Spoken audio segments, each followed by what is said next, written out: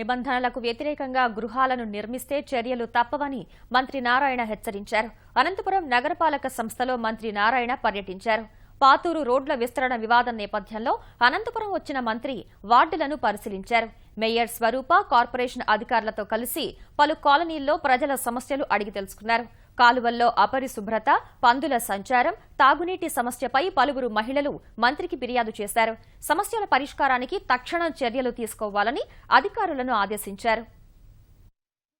Sir ఒక రోజు నిలవని అనుకో పొద్దునకే పైకే తేలుతాయి. వంట చేసుకునేకే రావు అవి. మంచినీళ్ళు బోరీలు పట్టుకుంటాం, కడుక్కుంటాము, ఫిల్టర్లు వస్తాయి, ఆ నీళ్ళతో వంట చేసుకుంటాం సార్ మేము. నీళ్ళు కొలాయి నీళ్ళు ఏం బాగా రావు సార్. ఈ నీళ్ళు ఏం బాగా వస్తాయి. బోర్ నీళ్ళు, కొలాయి నీళ్ళు పురుగులు పడతాయి. మునాలు పోతుంది, అందుకు చాలా గలీజ్ ఉంటుంది. రోడ్డు కూడా కాలువలు కూడా సరిగ్గా లేవు. అక్కడ చికెన్ నీళ్ళు అన్నీ వస్తాయి. ఇక్కడ ఆ వాసన పిల్లలకు జ్వరాలు వస్తున్నాయి.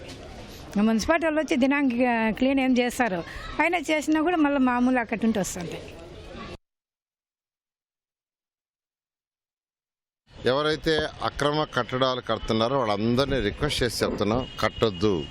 ఒకప్పుడు ఒక ప్లాన్ అప్రూవల్ కావాలంటే ఒక సంవత్సరం నెలల తరబడి ఆఫీసుల చుట్టూ తిరిగేవాళ్ళు. ఈరోజు ముఖ్యమంత్రి గారు ట్రాన్స్పరెంట్గా ఉండాలి అనే దాంతో ఆన్లైన్ బిల్డింగ్ అప్రూవల్ తెచ్చాం. ఆన్లైన్ బిల్డింగ్ అప్రూవల్లో డాక్యుమెంట్స్ అన్నీ రెడీగా ఉండి కరెక్ట్గా ఉండి పేమెంట్ ఆన్లైన్లో కట్టగలిగితే 2 నిమిషాల లోపల ఈరోజు అప్రూవల్ వస్తుంది. ఈరోజు దాదాపు జనవరి నుంచి ఇప్పటి వరకు 15,000 మంది అప్లై చేస్తే దాదాపు 14,000 మందికి ఆల్రెడీ అప్రూవల్ వచ్చినాయి.